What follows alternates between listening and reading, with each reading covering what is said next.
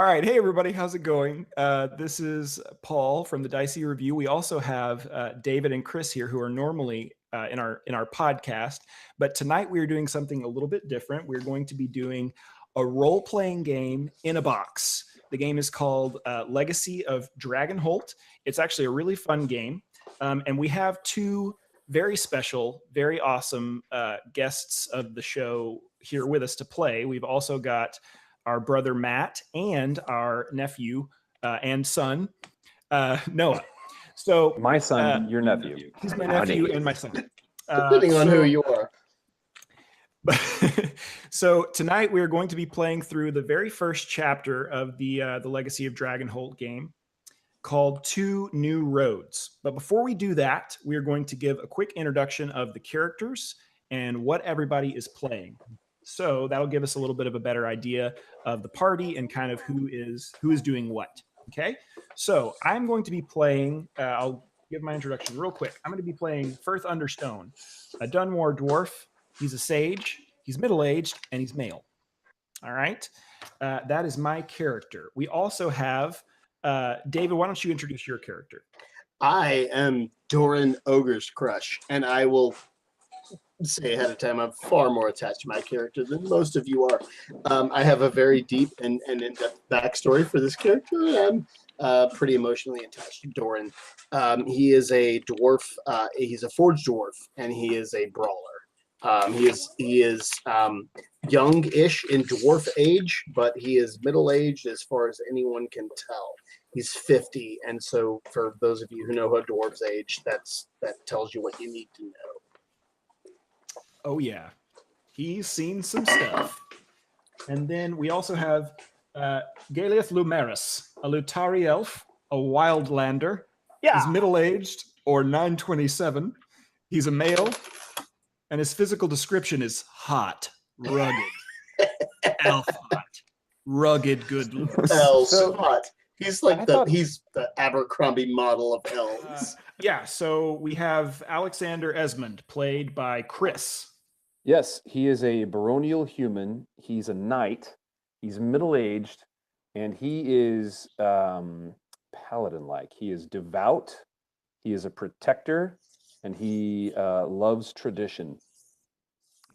Okay, so we also have Maxwell Crumblepot, a gnome played by Noah. Yeah, you don't need to know too much about him, other than he's a traveling merchant, and he is not responsible for any ill effects or lack of any kind of effect due to drinking one of his potions. Very good. That's all right. All we need to know about him. Sounds good. Sounds like he's got all his bases covered. Yeah. We've signed the waiver. We're in the know. He's got a disclaimer like in his character description. It's there. We all signed the EULA. Oh, and we know what's going on. Yeah. With Maxwell. He's got a greasy mustache. Yeah. Okay. I know that. Like a really curly, greasy mustache. So we know what we're in for. Does he dress like a 30s gangster even though he's in a fantasy world? He's dressed in fancy clothes, which has quotes around it. Okay. It's gotcha. It's like middle class stuff that's really dirty. It's the nicest clothes he's ever gotten his hands on. Okay. So it's like and I get the feeling that he literally got his hands on them. He did not purchase them. That's the feeling. So it's like does he wear a bowler hat? He wears it's like he's wearing a theater costume of like quote fancy clothes. Like you're dressed as a fancy boy, but they're filthy. Stage jewelry. That's it. Right. Awesome. And then everyone's like, "We know that's rented. Like we get it." Yes. All right. Rented. All right. Cool. All right, so we are going to jump right into the story. We are on the Two New Roads quest. We are a group of adventurers, and you find us on a wooden bench, stretching your legs. I'm stretching my legs. You've been traveling for nearly a week now toward a small village called Dragonholt. Your journey is at the request of Celise, a former adventuring companion and friend, who has since found her calling as a tutor to the children of the Countess Regina Fairfax, Lady of Dragonholt. So we're going to take a moment to reread the letter from Celise, which I have right here. My How friend, convenient. I pray this letter finds you in good health, for once because I need you to travel. As you might have heard, I've taken a position as a tutor in the household of Lady Regina Fairfax, Countess of Dragonholt, just outside the village. I elected to take this position because I hoped for some peace and quiet after that business in Nericall. We all remember that. Had I known what my future held, I would have done something else entirely. Lady Regina's 3 children are more than lively enough to deny me anything resembling peace or quiet. Even now, that they are mainly grown, I remain very busy. But I did not write you to complain about my lot in life, as you know. I never complain, even when the so-called dwarven mine is very obviously an inferior human vintage. Again, or when my favorite cloak, the blue one, is stained by some drunken lush spilling his wine. Elves should really stay out of human taverns.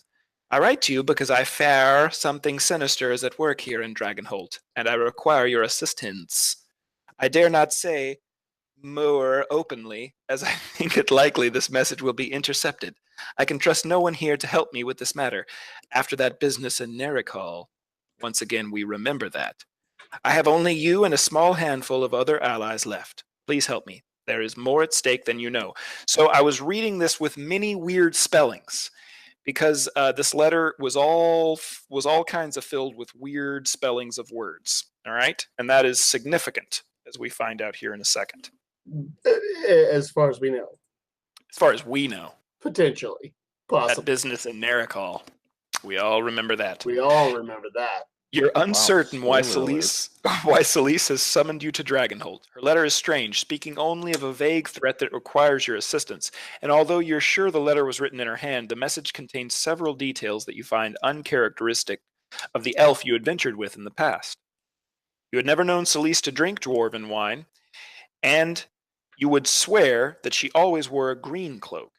It is not unthinkable that her preferences have changed over the years, but something about the way the message is written makes you feel there is more to the letter than is obvious. You've always known Celise to be excessively proper in her speaking. She must have been in a panic while writing to have produced so many spelling errors. Even more alarming is the brief note on the back of the letter. You had not received any word from Celise before this one. Could she have sent another letter that was intercepted as she had feared? Because on the back of the letter, there's a note that says, please refer to my first letter, which we don't have. So there's some mystery there. Dun, dun, dun. Dun, dun. All right. Regardless of the vagueness of her request, you owe Celise at least that much after this business at Nericall. As the tutor in the employ of a countess, she may be in a position to reward you handsomely for any assistance you can render. Let's see I here. had some rewards. I have to read the sentence first to make sure I know which character is speaking. Excuse me, is this road the fastest way to Dragonholt? You look up from the letter to see Miriam, a gnome merchant you've been traveling with, talking to another traveler and pointing down a path toward a forbidding-looking forest. He's so cute. Aye. Wait, hold on. Aye. If you're going to Dragonholt, you'll have to go through Eventide Forest. Ain't no way around it. About a day's straight travel through. Miriam thanks the traveler and he continues on his way in the direction opposite the forest. You fold the letter and stow it away before standing. It won't do to rest for too long. You sling your baggage over your shoulder and prepare to resume your travels. Miriam turns to face you. Well, what are we waiting for? If that's the road to Dragonholt, let's be off. Miriam has been traveling with you for some 3 days now. Like you, she's traveling to Dragonholt, and, as she put it when you met, the more the merrier. So that's Miriam. All right. Let's see here. We also have a new character here. Lovely voice. Hold on. We should proceed with caution, calls Braxton from behind you. The orc woman, she's an orc. That's why she talks like that. The orc woman hefts Miriam's bag off the ground where the gnome had left it and drops it into Miriam's open arms. Rumor has it there are bandits who make camp in those woods. We should watch our backs as we pass through.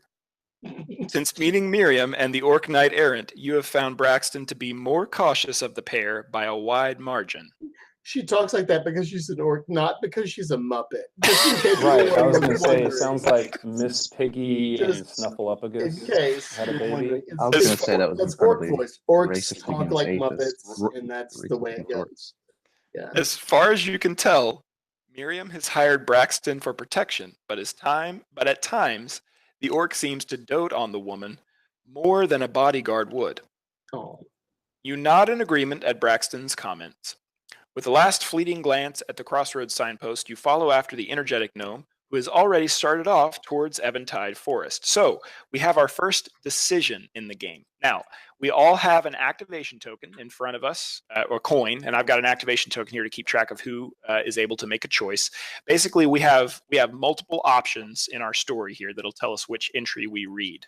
Okay, so we get to decide as a group who gets to make a choice out of the available players. Right now, all of us have the ability to make a choice. And I will point out everyone's coin is on heads, correct? Yeah.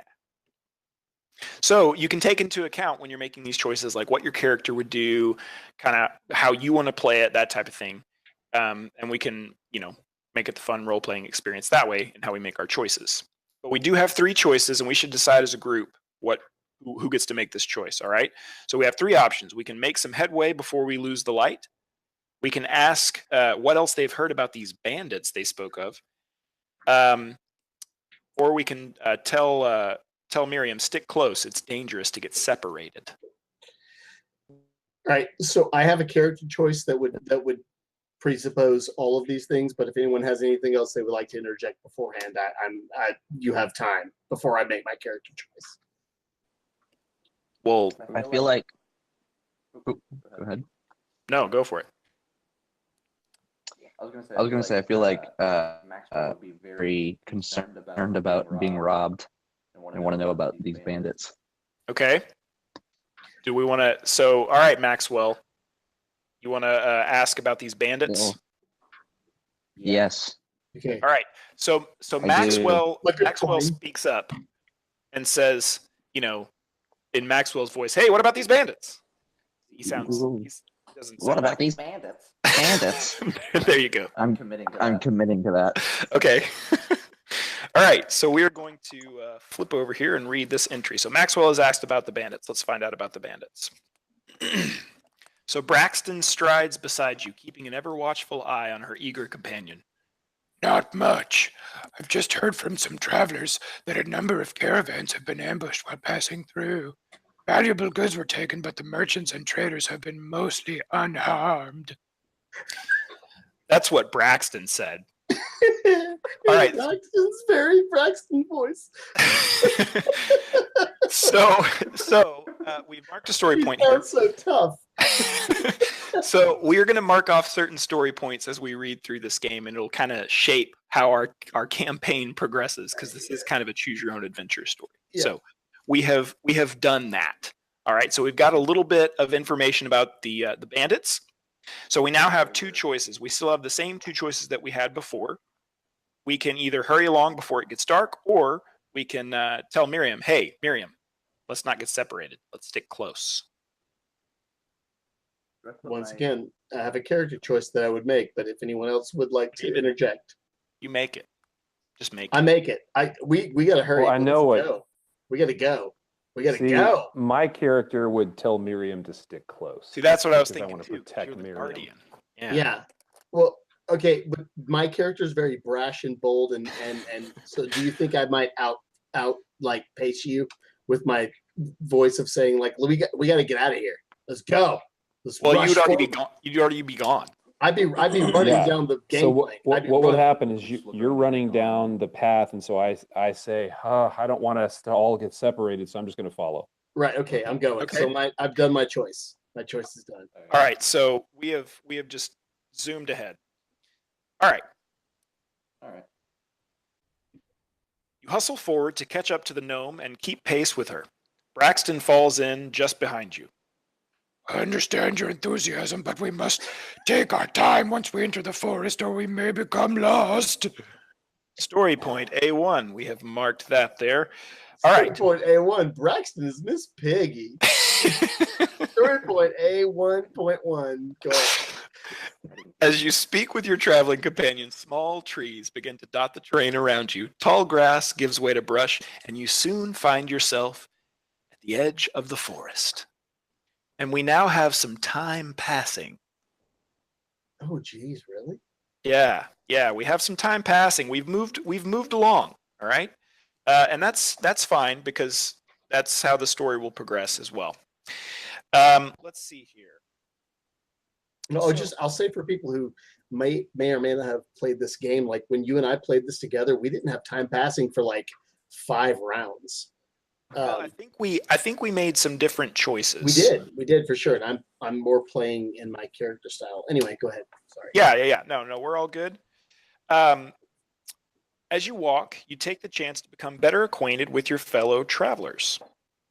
So we can either ask Miriam what she plans to do in Dragonholt, or we can ask Braxton what she plans to do. The players that can still make a choice are me, Chris, and Matt. So are either one of you interested in asking either Miriam or Braxton what's going on with them? What are their plans? What would be the advantage of doing that? I have no idea. I don't know what it would affect. I think I'll go ahead and for sure ask Braxton what Matt going on. Matt is super All right, into so- Braxton, this character. as a I'm character. really into Braxton's story, and I want to hear every detail. Good choice. Our elf is very wise. She's a Very, very strong wise. woman who don't need no one. Okay. Well, that's fine. We're going to find out about Braxton. I have a feeling we're probably going to find out about I Miriam hope it's too in our trip. 6 paragraphs long. It's actually 19 pages. Buckle in. Okay. All right. No problem. We're going to find out about Braxton here. So Braxton smiles gently. She's a gentle woman. us about Braxton. Nodding her, Paul. nodding her head in Miriam's direction. I will continue to protect our friend Miriam for as long as she requires my services. As you may have noticed, looking after her does not leave me much time for anything else. I resemble that remark, calls Miriam. After that, I'm not certain. I was not certain what to do with myself before meeting Miriam either. I suppose I will travel to a larger city and try to find employment. All right. So we can. So Chris, you and I, we're gonna really put the screws to Braxton here. We can either ask Right. about her past adventures, how she met Miriam, tell her about our past adventures. We can just that's great. Let me tell you about myself. Cool story, bro. Let me tell you mine. Let me talk about me. Ask Braxton which lord she served. Ask Braxton about her military training, or show Braxton how to foil sleight of hand. We have I'm those. thinking those my options. character would be interested in either the lord she served or her military training. Okay, yeah, and that's cool because actually those options require your skills, Chris. So if you want to ask about which lord, you would either need empathy or history. Or if you want to ask about her military, you would either need history or military, which I believe you have. Do you I have have? military. You only have the military out of that. Mm-hmm. All right. So are you going to ask her about her military then? Yes. Cool. Here's right. my question. If I don't ask this question, do I lose? Do I just waste my action? No, you would take the next. Like I'm going to have to take the next action regardless of my And- skills. Oh, I And see. the way the Okay. game works is once everyone's action tokens have been flipped over, everybody's gets flipped back. Okay, I'll ask about military then. Yeah, it's really not. There's always an option that you can take. Okay. So Chris has asked about Braxton's military background. I learned to hunt as a young girl. Most orcs do. The way Braxton walks through the forest, quietly alert to hidden dangers, you can easily believe her. Throwing a spear into an enemy isn't much different from throwing a spear into a beast, but I didn't properly learn the arts of war until after I'd become a knight. Lord Garrett Kaler and his master at arms were my teachers. Braxton draws her sword, tosses it in the air, and catches it along the blade, letting it balance perfectly on the edge of her hand. There's much more to fighting than fighting alone.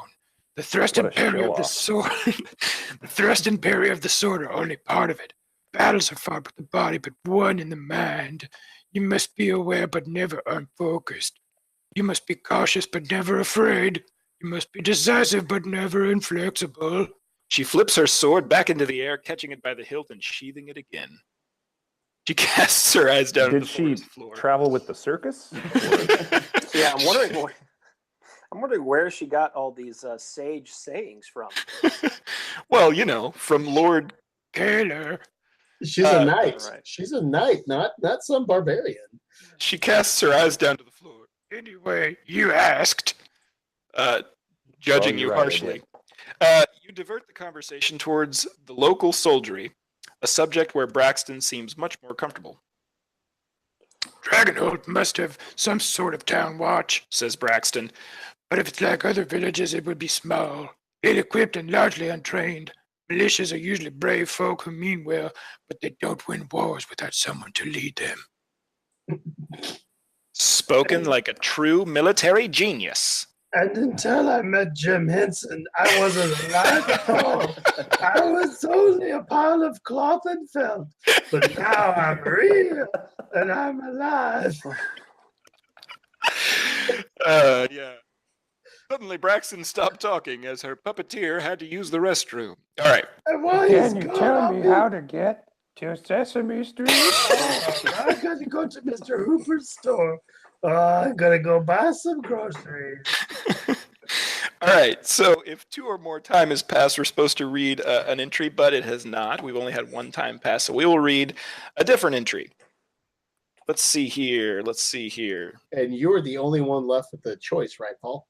Yes, I have to make this next You choice. have to make the next decision. All right, cloth wearer, Oh, no. big fat bandits step out of the shadows. Some burly dudes with big muscles. All right.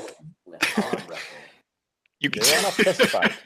I'll wrestle you with my mind. All right. You continue down the road, and the sky overhead is soon obscured by the foliage of the forest canopy. Streams of sunlight dance around you as a gentle breeze shakes the leafy ceiling. Miriam skips forward and spins through the shafts of light, smiling and laughing. It would be best if you stayed close. Becoming lost in the woods is all too common for those not accustomed to traveling without the sun or moon to guide them. You know, I just got a okay, picture hold of on. a Hanna-Barbera cartoon from the 80s. Hold on. It would be best if you stayed close. Becoming lost in the woods is all too common for those not accustomed to traveling without the sun or moon to guide them. Despite the orc's warning, Braxton makes no additional effort to keep pace with the playful gnome. Oh my gosh! Yeah, this game loves to do that. They love to throw a sentence down without telling you who's talking. All right, so You know a way you could get around that? Not do the voices. You know what? I don't think that's really an option. No, not even close to an option. All right, you change the subject, electing to ask Braxton what she knows about Dragonholt. I've never been to Dragonholt myself. Lord Kaler's lands were west of here, so I never had occasion to visit. I did hear that the village has a fine inn.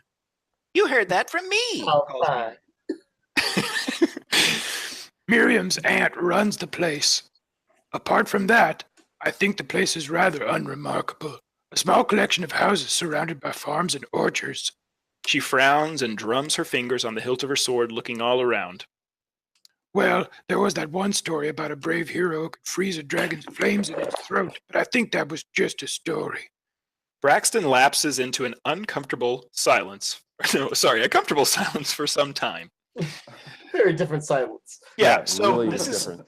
is great that I get to make a choice here because there are no skills required. This is just asking more about. Okay, so I guess we've kind of chosen the Braxton storyline, I guess, because we have a chance to either ask Braxton about her family, about the orcs, or just leave her to her thoughts. I think I'm going to leave her to her thoughts. So we'll go ahead. No, I want to hear about Disagree. Braxton. I'm calling the police. They're coming to your house right now. It's a crime. All right, so we're going to go ahead and move on. Don't mind her, Miriam says to you in a So hushed. wait, so you did What's up? that? You left her to her thoughts? Yes, everyone has the ability to make a choice now. I made a choice to. We all flip over our coins. Yes, Sorry. flip over your coins. Don't mind her, Miriam says to you in a hushed voice. Braxton isn't much for socializing. Don't take it personally. I'm sure she'll warm up to you over time. All right. So I think we're done with Braxton for now, but we got a little bit of a backstory into her past and her training, which is great. Into how she do. Yeah. All right.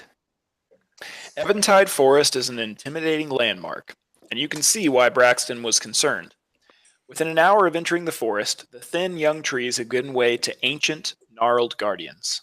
The light, leafy canopy transforms into an oppressive shroud that cloaks the road in darkness, even during the most sunny of days. Time passes. Mm-hmm. In the darkness of Eventide Forest, a chilling stillness reigns, and even bird songs are drowned out by silence. You continue onward, Miriam's usual banter quieted by her new mood. One part fascination and one part fear. Bird songs are drowned out by silence? Bird songs are drowned out by silence. Makes no sense. All right, go ahead. Silence. The forest silence is overtaking even the The bird. oppressive silence. Just it's like a magical silence. It's just muffling everything. Braxton keeps an ever vigilant eye on the surroundings, her hand now resting on the pommel of the blade at her waist. You soon come to a stop when you catch up to Miriam. She's glancing down at what appears to be a small game trail that branches away from the main road. Up ahead, you see that a number of fallen trees are blocking your path. An old crossroads signpost marks the split, but the wood is too rotted and the writing is indecipherable. What do we do now? Let's see here. It doesn't seem like Lady Regina has been alerted yet. Braxton strains to look over the fallen trees. We could clear the road ourselves or send word to Lady Regina once we reach Dragonholt. We could try this trail, offers Miriam. Maybe it connects to the main road on the other side. So we have a choice here. Everybody has the ability to make this choice. We can either scout along the game trail and report back. We could climb over the trees and continue on the main road, or we could clear the road of debris before continuing. We could get rid of all the debris. Debris. Now, character choices here. Character choice is Doran is already climbing the trees. He's already climbing over. He's already done. He's doing it. He's climbing over the trees. David is currently in the middle of climbing over the brush. I made my choice. I've done it. Maxwell's cheering him on. Yeah, there were a couple. Character wants to go into the game trail. See, he's a hunter. That's what I was thinking too. He's a wild lander. Yep, I'm already climbing over. David has made his choice. I'm too brash. We have already begun the ascent. The brashness is overtaken. And I will say to you guys that I did give up my choice. Like, I can't make any more choices for the next 5 choices. But that's how Doran rolled.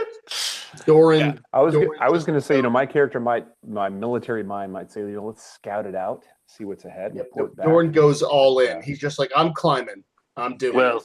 I can tell you this: Galeth Lumeris don't like this Gorn guy taking all of our decisions. Okay, it's Doran with this. D. Whenever I get to a conflict, I win. He wins. That's true. Alexander Esmond is getting really annoyed with the dwarf. Doran just saying, I'll claim the trees. I'll claim them over. I don't care. I don't give a crap. That's trees. Let's climb them. The dwarf is putting the entire group in danger. Galeth Lumeris is like, listen here, you little Oompa Loompa. You better stop making all these stupid choices. Yep. We have a very interesting group makeup. We do. Actually, it's hilarious. Climbing over the fallen trees proves more difficult than you expected.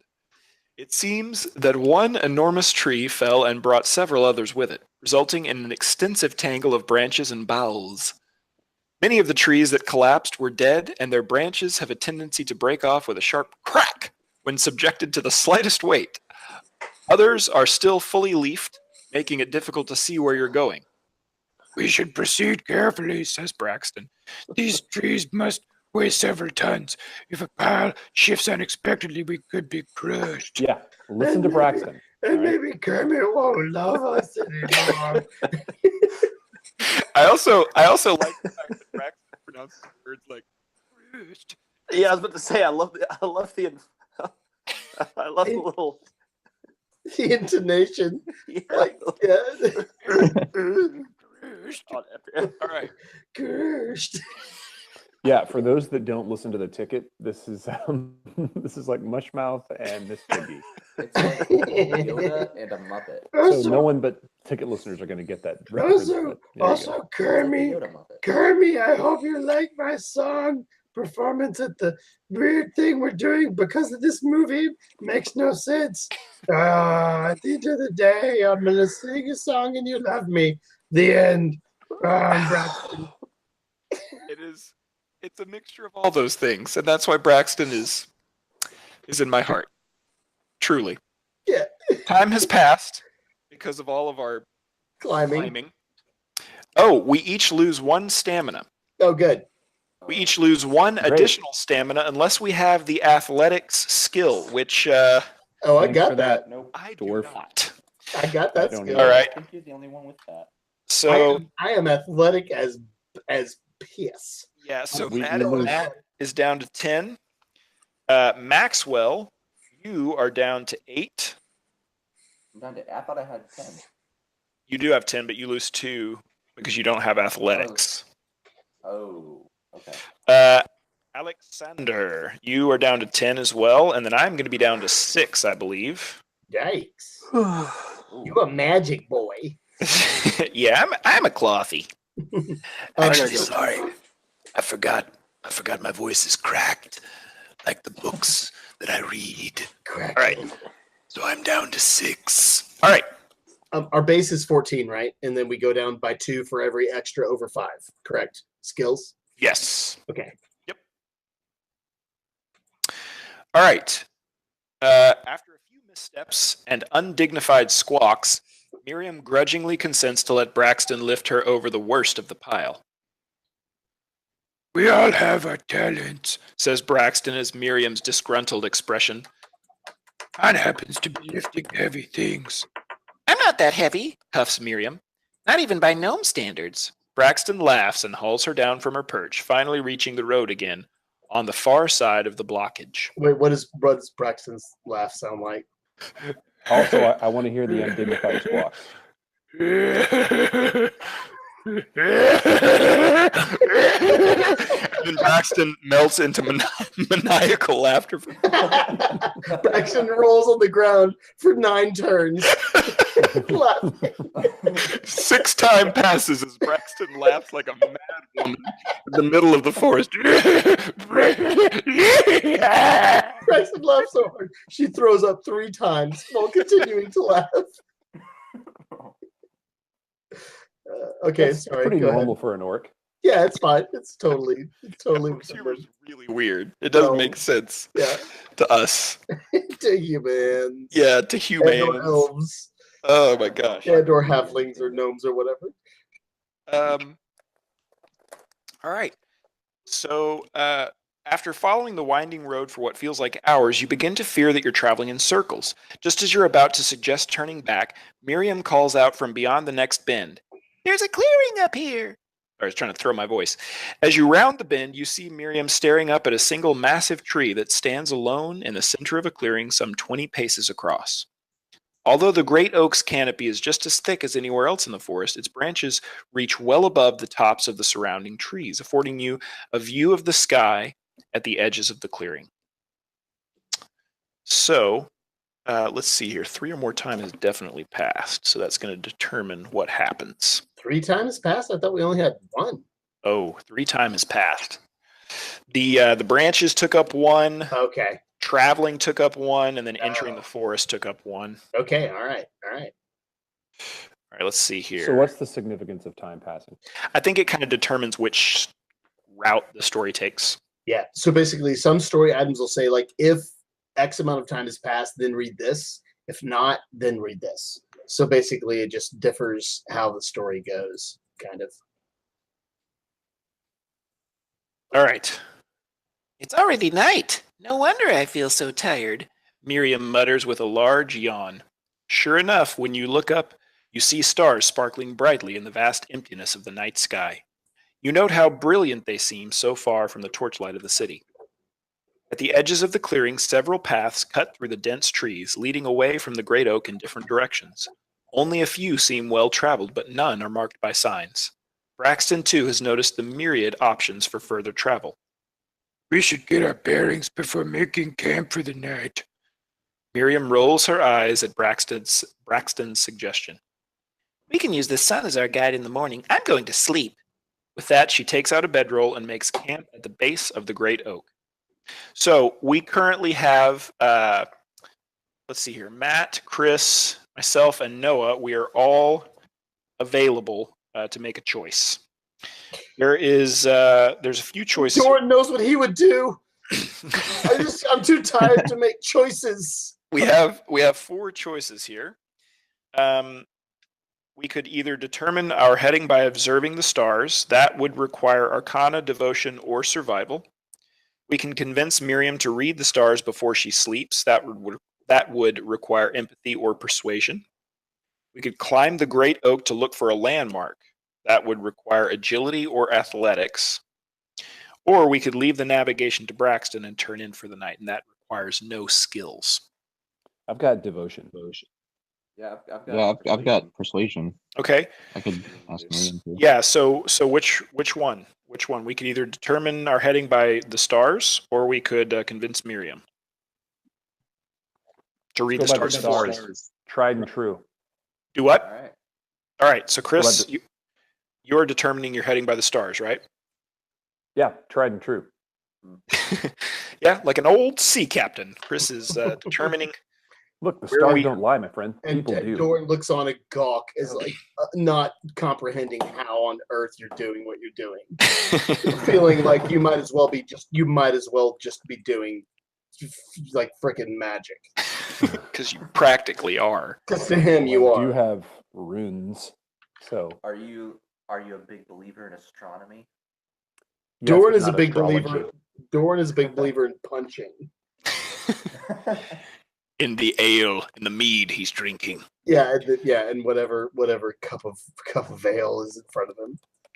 You gaze up at the stars, walking a he slow punch- circle around the great Does he punch tree. people in the bread basket a lot? Yeah, as much as possible. If they have a bread basket, I'm gonna punch directly into it. He ruins everyone's bread. Everyone's bread and their baskets all ruined by Doran.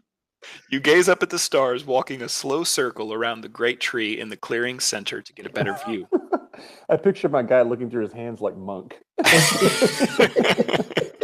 That's exactly what he's doing. I picture your guy making little hand binoculars as he takes a bearing just like this, like up at the stars. And he's going,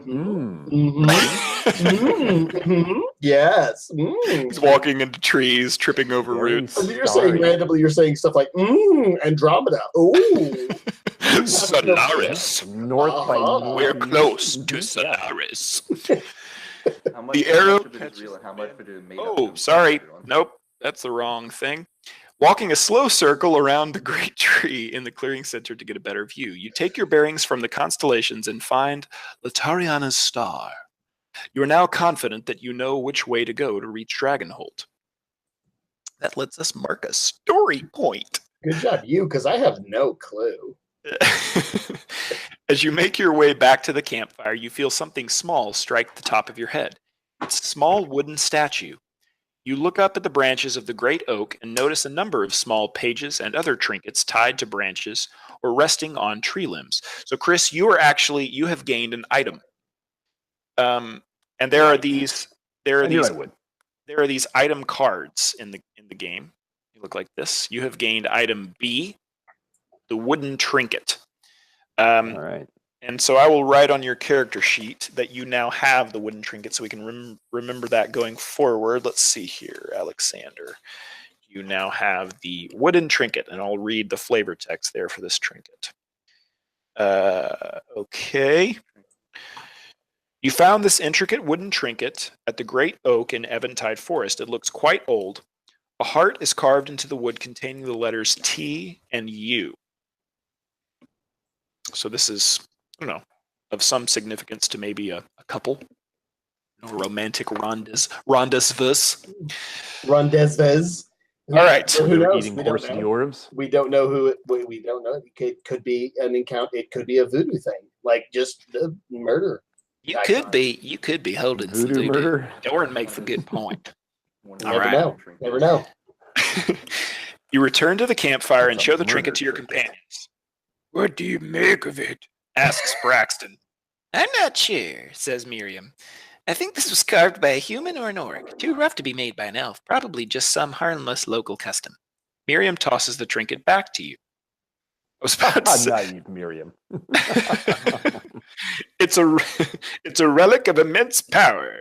Yeah, it'd be I way thought- more. It'd be way more anal retentive if it were made by an elf, right, Matt? Right. Yeah. Come closer. That's exactly okay. So I find myself drifting into characters from cartoons from when I was a kid. Moonrazer. That's okay. I'm the island of misfit toys. I'm Yeah, King that's- Moon. Toys. I also caught, like, here and there, I catch a little Ned Flanders in there as well. I love it. Almost would say hide in I the catch- boat. I Well- catch a little World of Warcraft gnome in there. So Miriam's turning into SpongeBob. Right. The serious story point voice is turning into King Moonrazer. You can stay the night. But after that, you have to leave because of plot points. I know you want to be a dentist, but you must continue from Eventide Forest. All right. You assist Braxton in gathering some kindling and start a small campfire a few paces from the great oak, which is smart. While you work, you can hear Miriam humming softly to herself. You set out your bedroll and relax. Although you are all tired, a brief chat around the campfire is not an unwelcome event. So we have a certain story point marked that would allow us to ask Miriam what she plans to do in Dragonholt. This does not require any skills. We cannot ask Braxton what she plans to do in Dragonholt because we've already done that. And we also can go straight to sleep. I can't do nothing. I done chose stuff. Currently, Noah, Matt, and myself are able to make choices. So we can either ask Miriam what she wants to do, or we can go right to Betty Freddy. Maxwell's all about going to sleep, so if you guys want to ask. Okay, so Maxwell makes the choice. Maxwell, Well- we go straight to sleep. What's up? If you guys, I'm just saying, if you guys want to ask, that's what I would. Yeah, I kind of want to hear what Miriam, aka Ned Flanders, has to say. Okay. So then Matt makes the choice to ask Miriam what she plans to do in Dragonholt. Interesting. Meanwhile, Maxwell just turns his back and rolls over and goes to sleep. Yeah. Meanwhile, Maxwell gives 0 Fs as he turns over and turns in for the night. If I had any craps to give, they would be in this plot of land here. All right, let's see here. I'm glad you asked, bubbles Miriam. I'm going to set up the first apothecary shop that Dragonholt has ever seen. I'll brew potions and sell remedies and make lots of money. She nods, tossing a vial of pink liquid into the air, catching it and balancing on her finger for no particular reason. My aunt can help me get started. She already runs the best inn in town, and she's a fantastic tailor, too. Miriam flourishes her half cape and brightly colored tunic. So we can ask Miriam what types of potions she. in the circus. We can either ask her what types of potions she brews. We can ask her about her family.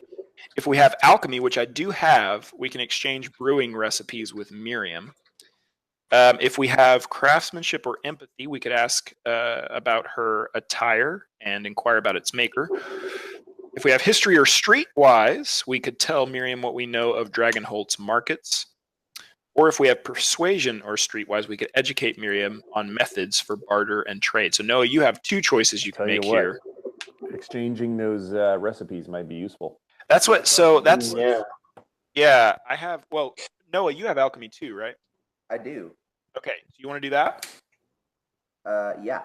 Okay. I wasn't All listening right. until she said Something about potions. You were only pretending to sleep. He was like going to sleep, and she said potions, and he was like, oh, what? Well, she said there's no alchemy shops, and his pupils turned into dollar signs. As we were talking, we heard dripping saliva from behind us. You heard the sound, the literal sound, ching. Yeah. You swap recipes with Miriam, teaching her a useful drought to combat hay fever in exchange for a tincture that can repair broken pottery. But be careful with it, says the gnome. If it touches your skin, you'll become part of the pot. Also, says Miriam, as if just remembering something, don't store it in a clay container, only glass. Braxton sighs. You liked that pot. I'm sorry it was ruined. You literally just learned super glue from Miriam. It's fine, says Miriam brightly.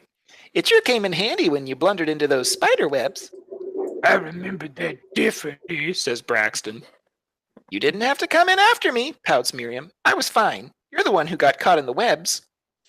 So you have learned a potion, which is good. It's called super glue. Uh-huh. Gorilla glue.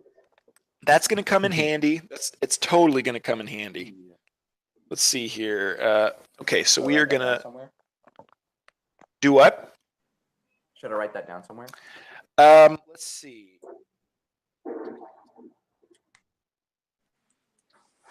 I don't think so. We marked a story point that I believe the game will keep track of that for us because you didn't gain an item like Chris did. Okay. It just says you have learned a thing that will kind of help you repair broken pottery. All right. And or broken bones, right? Probably. That's probably how it's going to be useful. Yeah, totally. It'll definitely come into play. What about you? Asks Miriam. What are you planning to do in Dragonholt? Before you can answer, she hunches over and crooks one finger like a sinister hook, putting a sneer into her voice. Are you seeking vengeance on a terrible foe? Just as quickly, she swoons, throwing one hand artfully over her forehead. Or are you in search of love? Miriam tumbles backwards over a log with a squawk. She grins up at you from a pile of sticks and leaves. Or maybe it's just a chance encounter. She continues to talk about everything and nothing before finally pausing for breath. I was going to say I need Miriam to roll a performance check, but I feel like she rolled a nat 20. That was amazing. So now we get to ask Miriam a few things. I'm kind of curious about Eventide Forest. We've just been walking through this place and really have no idea what's going on with the forest, except that we're standing under a big tree. So I have the last choice here. Does anyone have actions left? You have the last one? Okay. Yeah, I have the last action. So everybody gets to flip their action token over. We've got a choice now.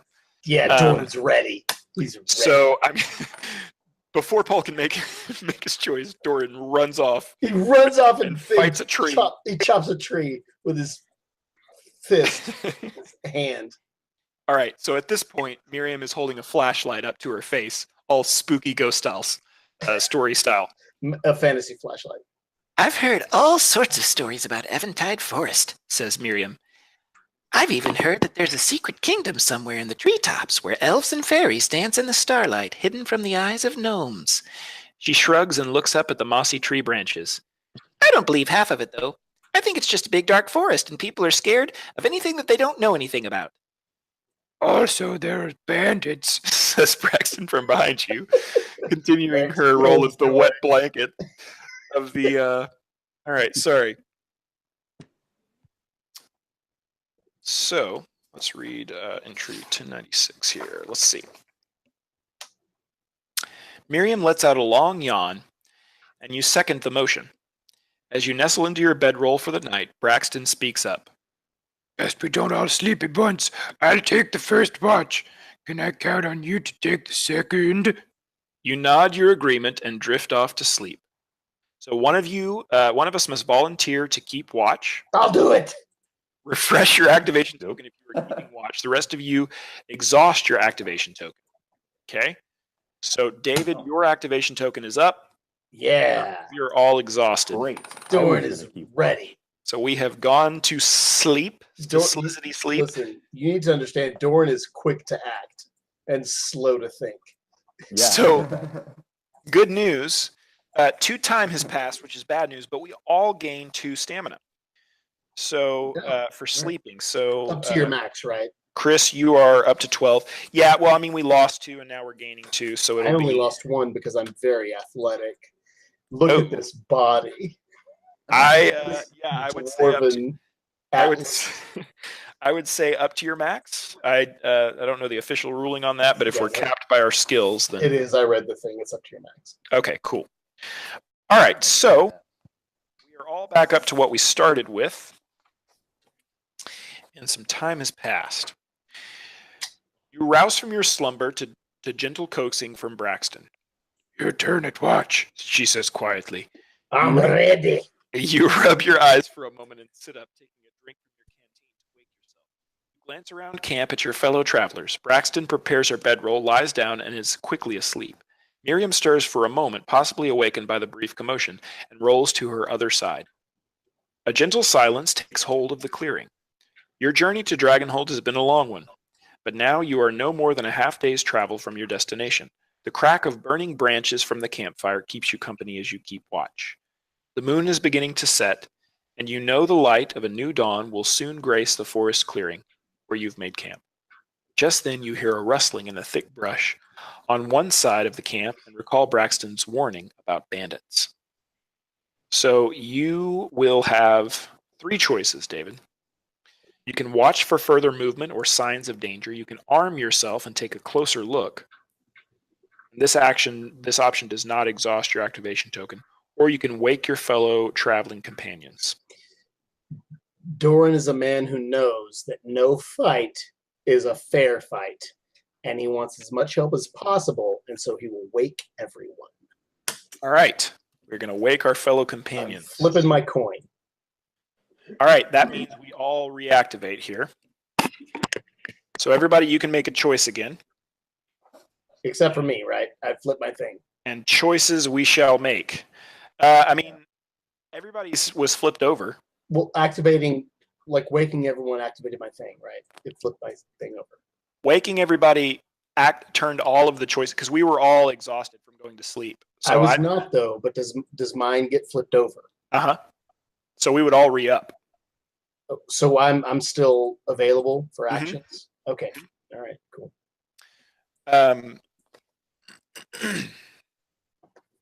Okay, so you stand and quickly shake the others awake. Braxton listens to your report and nods, rolling swiftly and quietly to her feet and grabbing her shield and sword. Miriam rolls over and pulls her blanket over her head. Probably just some animal. Wake me when there's actual danger. To arms!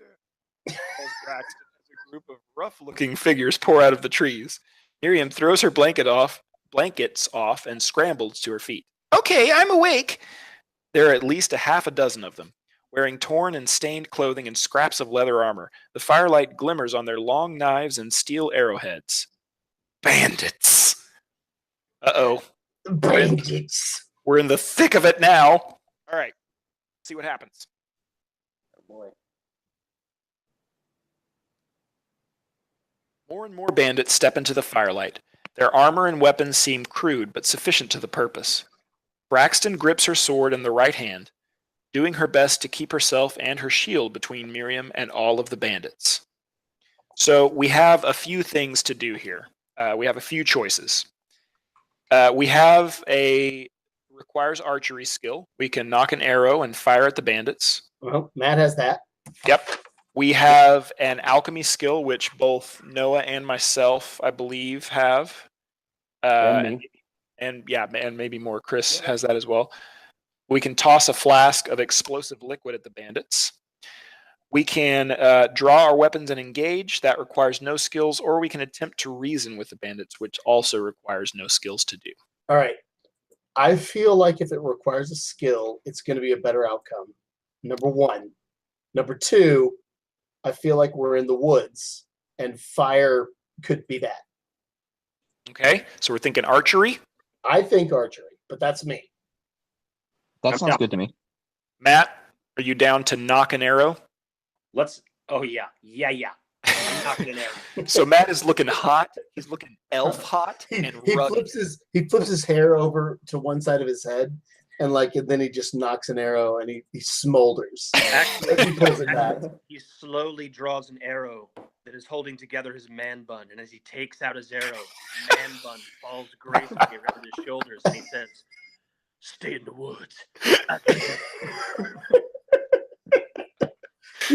He says, "I got my eyes on you." That's kind of incredible that his man bun spike is his first arrow.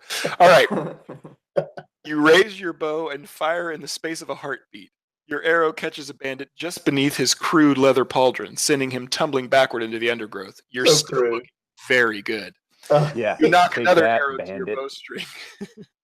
You knock another arrow to your bowstring, but there are clearly too many enemies to shoot them all down, and some of them have bows too.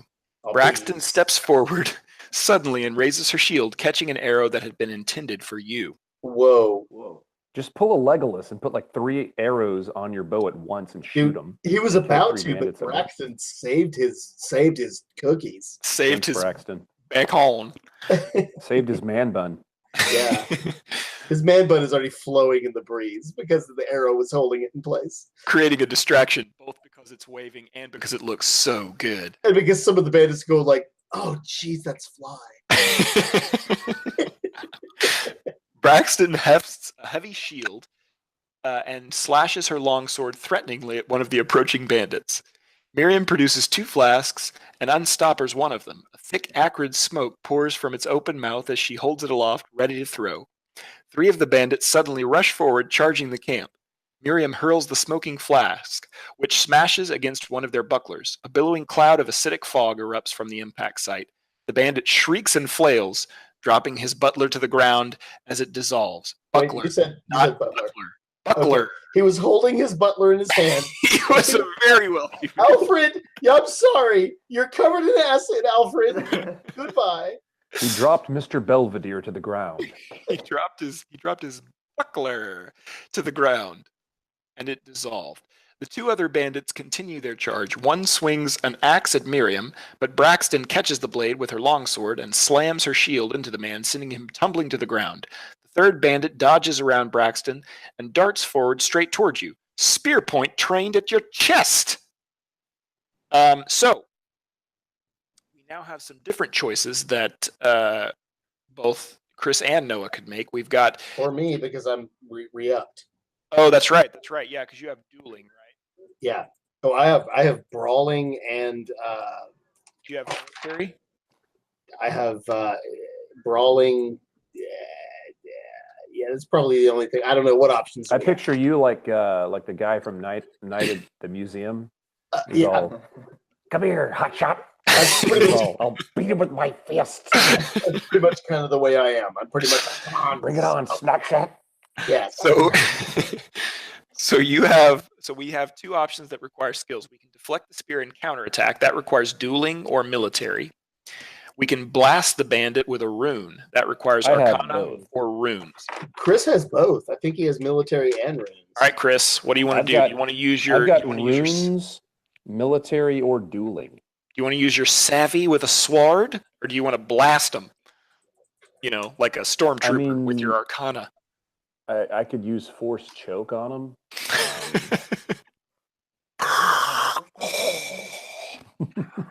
I am a knight. right. Well, so what are our options are? You can either Fight. deflect the spear with a counter and counterattack, or you can blast the bandit with a rune. Yeah, I'm gonna deflect and counterattack. Okay. So Chris has made his choice here. We've got, let's see. All right. So let's see here. With And instincts, you die. with Nice. you miss the parry. The spear pierces your neck, and you slowly bleed out on the ground. And the rest of your Very team dies from sadness. And the game is over. Goodbye. With Great decision. With instincts born of long training, you brace yourself, readying to parry the incoming thrust and counterattack. As long as you don't slip up, you can drop the bandit in a single attack. If you have the agility or athletic skill, Do you have either one of those? No. All right, so otherwise, we read this entry. Let's see here. Your big dumb feet trip and fall into his spearhead in your face. You swing your weapon to deflect the spear, but only manage to divert it from a killing blow to a piercing jab into your shoulder. The spear point comes out black in the firelight, covered in your blood, and pain flares along your arm. You lose 5 stamina. Holy cow. Oh, jeez, that's a lot of stamina. You are now down to 7 stamina. That was a noble deed, but a painful deed. You're All such right. a powerful knight. I respect you. All right. Ignoring the pain, you lunge forward and catch the bandit off guard. He attempts to block with his spear, but you knock it aside and then follow up with a thrust that leaves the bandit bleeding on the grass. You step back, taking a moment to assess the situation. Let's see here. That is not marked, so we will do a different thing. Okay.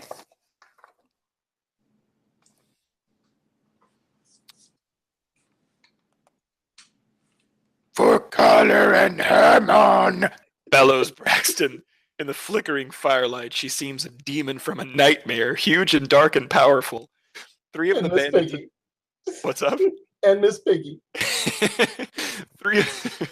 Three of the bandits attempt to surround her, but she pivots away, slamming her shield into one and knocking her down, then slashing at a second and sending him screaming into the dark, clutching at his face. She trades blows with a large human, his axe sliding off her shield, her sword flickering past his face as he dances backward. You notice a bandit with his hair in a long braid creeping up behind Braxton with a knife glimmering in his hand, and he's going like that. Focused as Braxton is on her paddle with the large bandit she clearly hasn't noticed.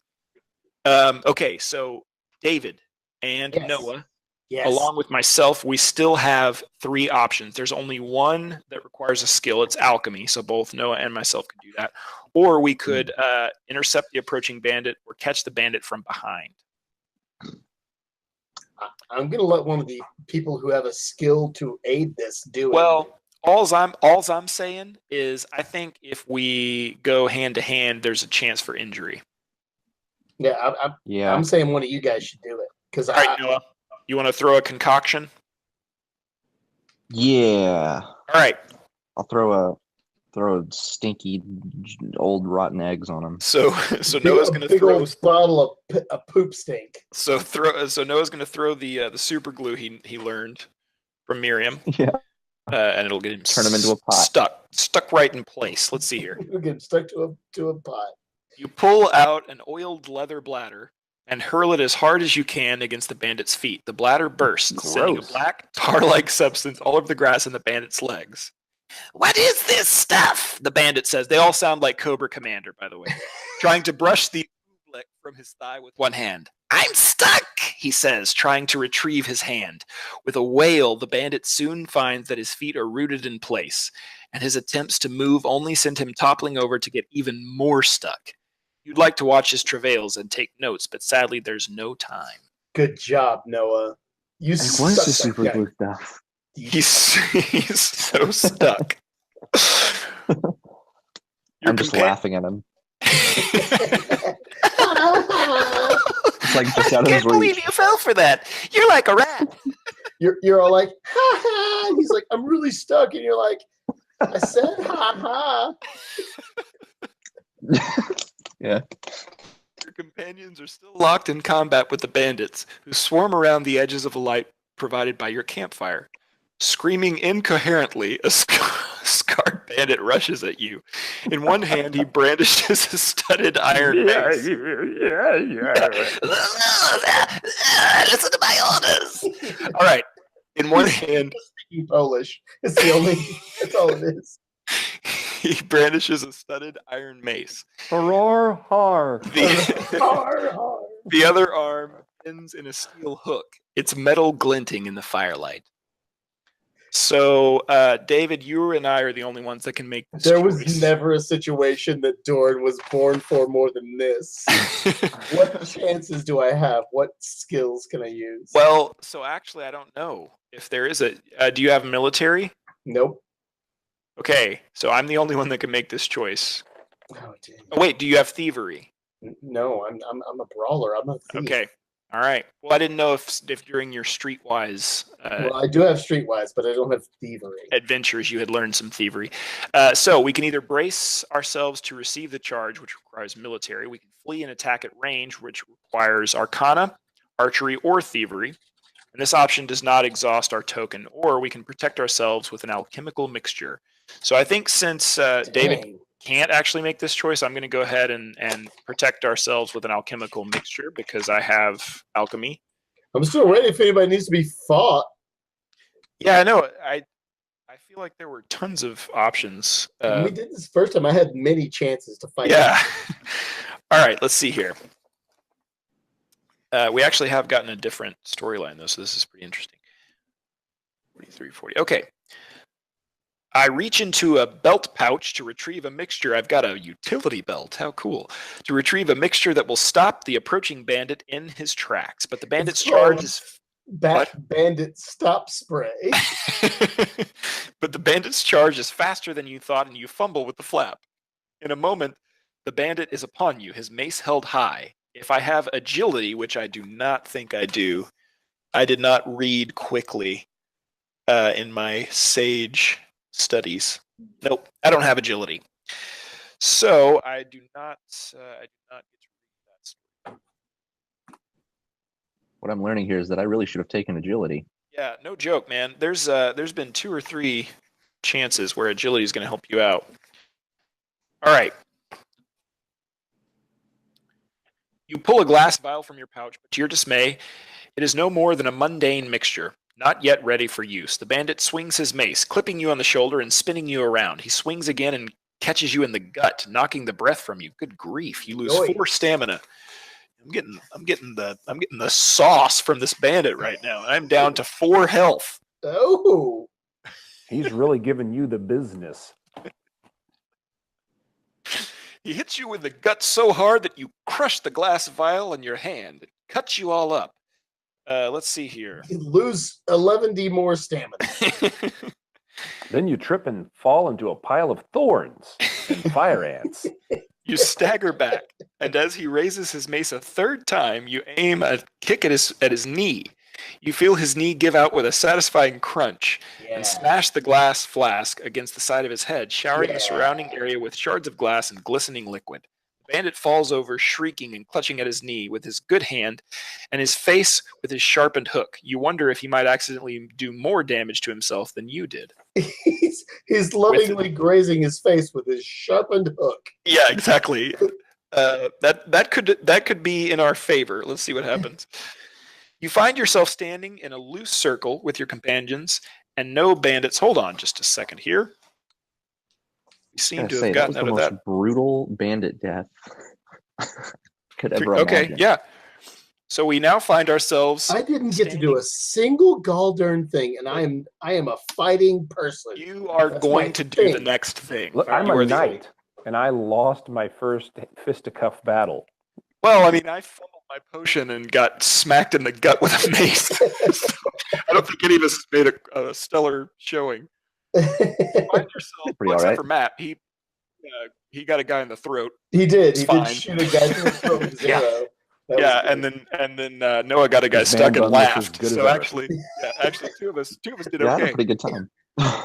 It was they're just laughing at this guy who's stuck, and we're all like bleeding. Maxwell is still cracking up from how funny that stupid bandit looks. I'm in tears. You find yourself standing in a loose circle with your companions and no bandits close at hand. Even more of the enemy emerge from the trees, however, and they begin to surround you. What now? Breathes Miriam. You're sure it's the first time you've heard fear in her voice. The bandit's leader chuckles and speaks. He chuckles like Jabba the Hutt. Exactly how he- Don't be that cool wacky, no Han Solo. You're valiant. Leave. There's no need for you to die here. The other bandits hoot and howl and brandish their blades and axes in the air in front of you. So he's saying that, and they're all going, hoot, And so we're going, loud as they can. "Ow, ow." Braxton glances sideways at you. There are too many of them. We cannot win this fight. She edges backward, and you notice her lean in the direction of Dragonholt. You can't have my gold. I'll be using it to start my business, Hisses Miriam. Despite the bite in her words, you notice her hands trembling. All right, David. There's option number 1. Requires brawling. Oh, Never I in get your it. life has anything required more brawling. Doran was born for this. I'm quivering with 1v10. anticipation. So option number 1, fend off the bandits long enough for the others to escape. You know what? Boop. It's already flipped over. Read option number 2. All right, so everybody re-up. That was the last option. We can now all take Well, I mean, actions. I haven't officially done it, but read option number 2. Yeah. It's already unofficially done, but go ahead. Oh, wait, the deception and performance? Yeah, I don't care about that. Oh, yeah. No. Yeah, we're good. We're moving on. You're creating a diversion. You're fighting them off. I'm gonna punch these guys so hard with all my fists. So With all 6 of them. all 6 of my What kind fists. of a dwarf are you? All right. I'm Hold a on. fighting machine. 7. Okay. You tell your companions to run forward and spring forward, bringing the battle to the bandits. Oh, Ferocity man. of your attack catches the bandits off guard, and at first they fall back. You press the advantage, taking down a burly human woman with a pair of jagged knives, and disarming a gnome man who attempts to dart in and slash your hamstrings. The bandits soon regroup, however, and their numbers begin to tell. You are swiftly pressed back, and it becomes clear you will be overwhelmed. Those first 2 suckers had no chance. Yes, they didn't know what was coming. Since your companions have you with me. Since your companions have already escaped, you turn and run forward as well. Bye-bye. Let's see here. I was all like, judo chop, karate flip, kung fu kick. Bye-bye. Retreating sprint! You run through Eventide Forest, scrambling and stumbling as you go. You're surprised to discover that you can see, and you realize that the sun must already be rising somewhere beyond the tree. Time passes. We're all ready for action, right? All of us are. Yes, we're all ready, just raring to go. The Okay. narrow and twisting path soon comes to a steep climb with a rocky outcropping that rises above on either side. A large standing stone towers to your right. You can hear the bandits still coming behind you, shouting to their fellows like hounds on the hunt. But any pursuer will have to scramble up this same narrow gulch. So we have a skill that requires archery and or survival. We can fire with our bow from the high ground, which requires archery, or we can set a trap for the approaching bandits, which requires survival. Y'all already know what I want to do. I Yeah, think Matthew's got both of those. yeah, I have survival as well, but I mean, honestly, the bow seems like a pretty safe choice, right? Fire from range, knock out a few. Death from above. Yeah. Death from above, exactly. But then you could set a trap and go, let them come. Let them come. So we are going with the bow skill here. Let's see here. And you settle yourself onto a rocky perch above the path and wait for the lead bandit to come into sight. And you tell yourself, wait till I see the whites of their eyes. And then Arrow- grizzly shoot him in the face with an arrow piercing through his friggin' forehead. Wait till he's a foot away before you release the arrow. Arrow, Wait till you see the whites of their eyes and then put an arrow in it. arrow knocked to your bowstring. Soon, with a shout, a tall, dark-skinned human with a shock of white hair leaps onto the trail. I'm here! He rushes forward, axe in hand, and you draw back your bow. If you have awareness or willpower, I think you have awareness, don't you? I'm not sure. Let's see here. Let's see Heck here. yeah, you do. You have awareness. Yeah, he does. He also has awareness. Yeah. Yeah. And I think no, not willpower, but he does have Nope, he does awareness. have Yeah, awareness. he has Okay, awareness. cool. So you're prepared. You are aware of this bandit. You're very aware thanks to his shout. You And draw this back. shock of white hair. You send an arrow straight through the lead bandit's heart. He falls, but is soon replaced by a dwarf woman with an eye patch. You put an arrow through her remaining eye, and then into the arm of the orc man who I is love next. the little detail that she has an eye patch. Yeah. and then he was like, "Oh, you only have one eye? I'll take that from you." Let me help No, your that is sense of hard. smell by Yeah. taking away your sense of sight. All right. You put an arrow through her remaining eye and then into the arm of the orc man who's next in the gap. Dang, dude, Matt just went hog on these guys. Yeah, he's like I like to shooting say Orkman. shoots fish into a barrel. Yeah, into the orcman who is next Orc- into the gap. His Yellows name is Orc Orkman. Yeah, like Spider-Man. So You hear confusion and more shouting from just out of sight. You have the bandits at bay. What a guy. Good job. Yeah. Yeah, you're Exactly. all Around. Yeah, and the elf says, "Oh man, my back is tired. Jeez." All right. With the bandits preoccupied by your efforts back at the gulch, you're able to gain a considerable lead on them. The rocky terrain continues to rise up around you, the trees of Eventide Forest becoming smaller and scrappier as you go. Soon you come to a sheer cliff face, only a few scraggly trees clinging to the rocks rising above you. Sunlight spills across the sky above the cliff, a promise of freedom and safety. You could climb up to the top, but it would take a challenge. It would be a challenge, rather. The path continues to the left a fair distance, then becomes a tight switchback crawling up to the top of the rise. It would be a safer route to the top, but slower than climbing directly. Dory climbs up. Doran is climbing up once again, loving climbing. Let's see here. This is the second time he's climbed up while we were trying to decide what to He do. doesn't even hesitate. He doesn't even look at the path. Starts No. straight up. No hesitation whatsoever. He's like, let's get out of here. Yeah. You scramble up the cliff face, relying on the trees that cling to the cracks in the rock for handholds. This proves unwise, as not all of the trees are anchored securely enough to bear your weight, and you find yourself dangling from your fingertips above a steep drop. You each lose 2 stamina unless you have the athletics skill. I got it. I'm good. You have got it. I think this is the same one as last time, so we're each going to lose 2. So let's see here. Alexander, you're down to 10. No, wait. Actually, you went down to 7. no, So I was you're down to 7. yeah, so you're now down to I'm 5. And then I'm down to 2. So Firth is currently reading all of his books, trying to find out how to live, and he's finding 0 chapters on that. Matt, you are down to 10. I'm sitting steady at 10, you guys. Yeah, you guys, y'all are the hefty armor wearers. And then I'm I was Skronk. worried about your stamina. Maxwell, you're down to 8.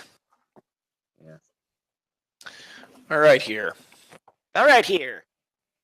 Miriam isn't making things any easier, despite Braxton's efforts. I'll be fine, she huffs. I'm not the only one who needs help around here. She says with a nod at you. I don't know who they're blaming. In fairness to the She's gnome, not nodding at me because I'm doing It's me. great. She's not at me just, because I'm bleeding from I'm the shoulder climbing this from thing my like a- lost. whatever. I'm just generally weak. I have Yeah. 2 stamina. Yeah, I'm I climbing this thing like a lost my friggin' one-on-one mountain goat. fight, so I'm She's- bleeding from the shoulder and hanging for my life with my one good arm. Yeah, I guess my gut and shoulder are still hurting from those mace blows. She's in fairness to the gnome, she's not dangling from her fingertips. Braxton makes her way over to you and helps you regain your footing. Test each toe hold before you put your weight on it. She says. You resume your climb, but you hear shouting below you. The bandits have reached bandits have reached the bottom of the cliff. They immediately begin pelting you with arrows and stones, making the rest of the climb a nightmare. Holy cow. Okay, so we each lose 3 stamina unless we have agility. So I have currently lost a skill. Ooh. Let's see. I am down to... David, do you remember what happened? You don't gain your full stamina when you lose. No, right? you lose a skill and you're at 1 stamina, basically. Okay. All right. I'm at 1 stamina. I'm going to lose history. Do not need history right now. You're so hurt by arrows you cannot remember things. I do not. Yeah, I have short-term, long-term. Yeah, I'm going to go memory out on a loss. limb and say history is probably your least useful. Whatever. You get to the top of the cliff and a puzzle requiring historic knowledge. Anyone who knows history can solve this puzzle easily and easily defeat all bandits. If within only sight. anybody could remember what had happened in the past, we might be able to pass this test. All right. Finally, you make it to the top, gasping for breath and forgetting things. You're safe from the bandits' arrows up here, but the bandits have already begun to climb up after you. So we could either take the very primitive choice of throwing rocks at the bandits, which requires no skill. We could return fire with our bow, although Matt is actually He's done his thing. Yeah. We could smash a vial of alchemical fire on the cliff face, which requires alchemy. Or we could blast the cliff face with rune magic. So those last 2 choices, I think all 3 of us can do. I can do none of those, but I don't have a choice because I'm done. I want to use my rune magic because Right. I'm down to 1 arm. All right, Chris is firing off a rune with 1 hand. The one-handed rune. They call it the old one-hander. And then he blasts. I nicknamed this rune Lefty. He blasts it down the cliff face and puffs the smoke away with his mouth like a gunfighter. All right. I roll it like I'm bowling. You produce a blasting rune from an interior pocket and calmly bend the energy within to your will. You extend a phantom limb towards the rocks below and with a clenched fist, impact the cliff face. Stones and earth shatter and fly, showering the climbing bandits with rocky shrapnel. A great cloud of dirt and dust covers the path below, causing the bandits to cough and sputter. Soon the bandits are running from the cloud, retreating into the forest. You have escaped. Good. So that scared them. It scared them good. They were real scared. You best not come back. Now the music starts playing as we read. As the sun climbs above the trees, you continue your journey toward Dragonholt. At your new elevation, the trees are smaller and farther apart, and at some point you have passed an invisible barrier, where you are not in a forest so much as a rocky plain with occasional trees. Dragonholt lies below you, and you can see the beacon tower rising above the trees, the sun climbing the sky behind it. You have less than an hour of walking before you. Time passes. At length, you walk through an orchard, the twisted trees heavy with fruit and propped up by weathered boards and poles. Then you find yourself on Dragonholt's main street, walking beneath the dueling dragon statues that serve as the closest thing to a city gate. One dragon is carved from black stone, the other from white, and they arc across the street above you, not quite touching. Marvelous, breathes Braxton. Some sort of memorial from the Dragon Wars. This way, Miriam says as she skips down the cobbled street, as if it hadn't been woken in the middle of the night by bandits. As if she hadn't been woken in the middle of the night by bandits. You cross a crowded village green that is laid out before a garden shrine with a domed glass ceiling. In front of the shrine stands a marble spire, atop which burns a beacon fire. Then you pass a building dark with soot and marred by broken windows. Miriam pauses at an intersection and peers down 2 side streets before nodding vigorously and leading the way south. We'll get a proper breakfast as soon as we find my aunt's inn, she says. It's called the Swan. Does it have a lovely white swan painted on its sign? Asks Braxton. Yes, it does, says Miriam. Then is that it? Just there. She points, and Miriam beams. That's it, let's go! She rushes off in a fresh burst of energy, leaving you stumbling along behind. When you finally reach the swan, you find Miriam babbling excitedly to a gnome who looks almost exactly like her, plus 20 years. You must be Miriam's friends, says the older woman. I'm Miriam's Aunt Sapphire. It's good to meet you.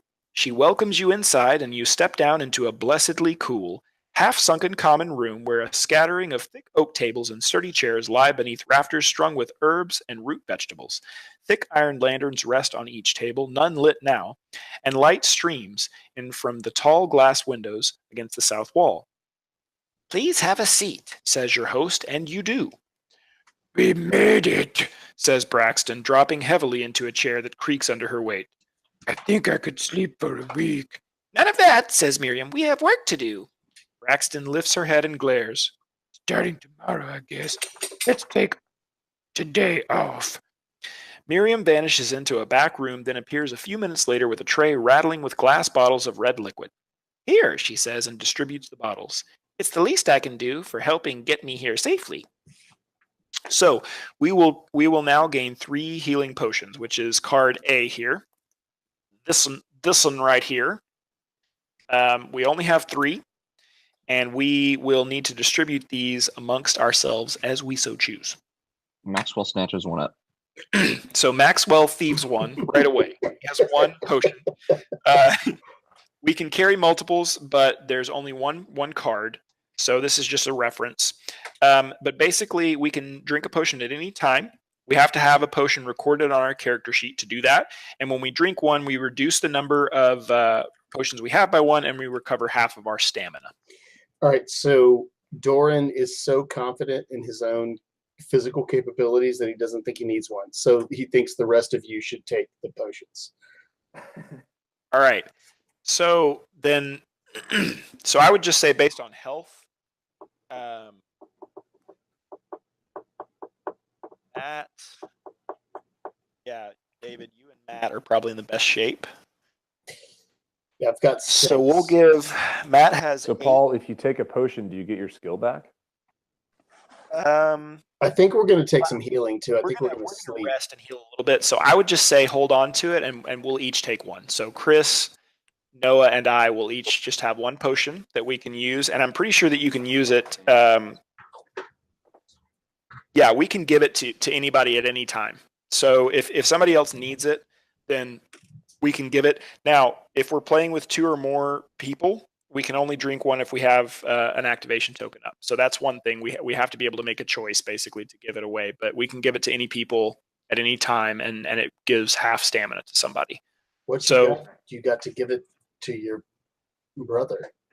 Yeah, got to give it to your brother now. Sapphire returns a moment later with a larger tray overflowing with... Give it away now. Overflowing with plates of yellow eggs, loaves of dark brown bread, and a tall pitcher of milk. I hope you'll stay at the Swan for as long as you like, she says. No charge, of course. Not after what you went through to get my Miriam here safely. Miriam pours everyone a glass of milk. Well, I was thinking like forever. She holds hers aloft and exclaims, To new roads! Braxton takes a glass, holds it up, and looks from Miriam to Sapphire to you. To new friends.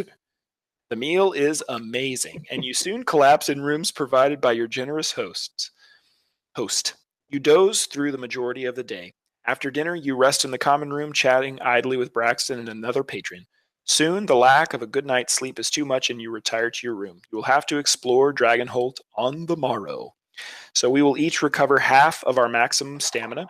We each recover 1 skill. We each refresh our tokens. And we will all gain an experience and a fame.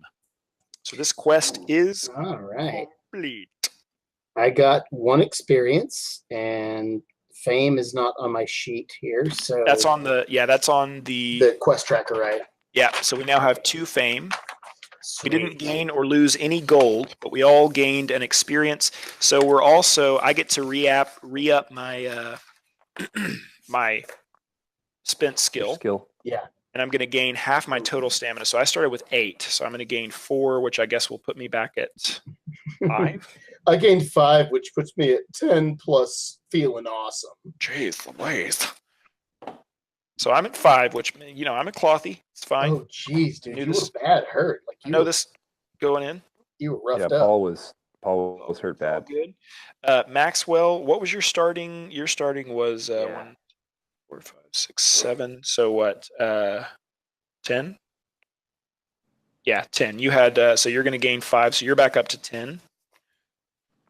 And you have gained an experience. Let's see. Oh, and you also have a health potion. Forgot to write that down. So now, Chris, you have a wooden trinket and a health potion. And then Matt, your starting stamina was a I fat lot of good believe, that wooden trinket has done so 12. far. So you're going Also, to gain 6, which puts you back Matt- up to full health. Matt did have the number 1 KD ratio of this whole. Yeah, he was essentially. sniping them. Yeah, Them arrows came in real nice.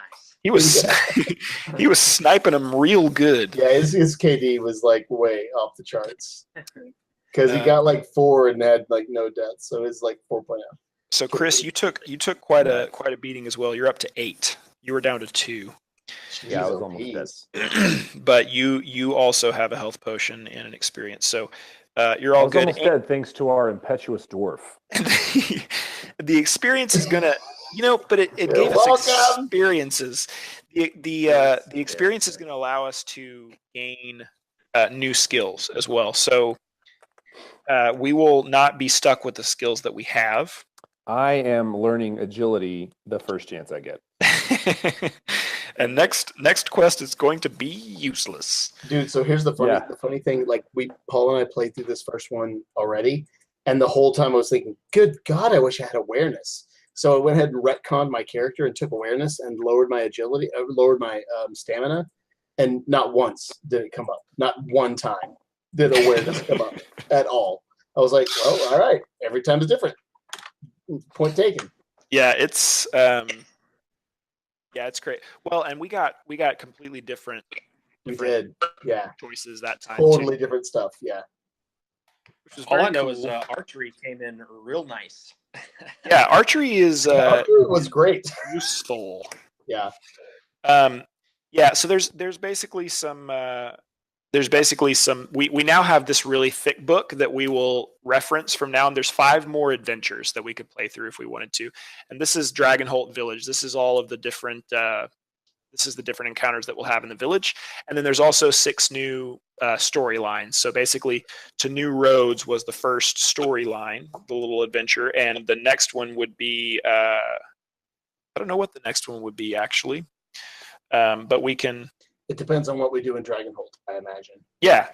So we'll get to go on these new stories, and basically, let's see here. We're on our tracking sheet here. We have, and they're all going to take a different amount of time. So like they won't all be that long or that short necessarily. Like Sliver of Silver is a 50-80 minute. Crypt of Cartoon is a 50 to 80 minute.